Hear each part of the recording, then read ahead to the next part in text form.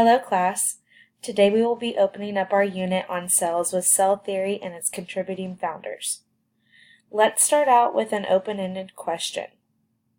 Everyone get out your devices and respond to the following question. Cell theory is made up of the following three components. Number 1. All organisms are made up of one or more cells. Number 2. Cells are the basic units of structure. Number 3. All cells come from cells. Why must the statements above be true to classify something as living?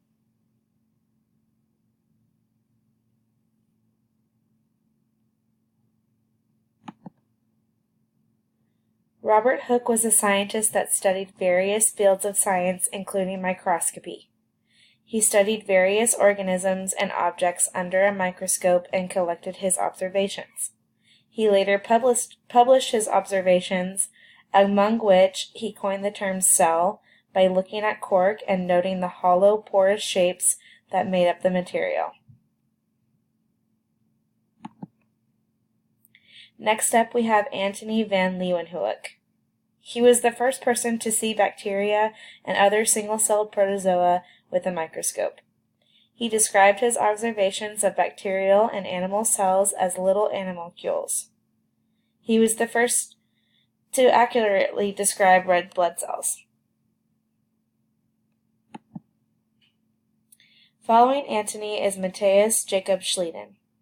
Schleiden was one of the major co-founders of modern cell theory, which we briefly discussed earlier.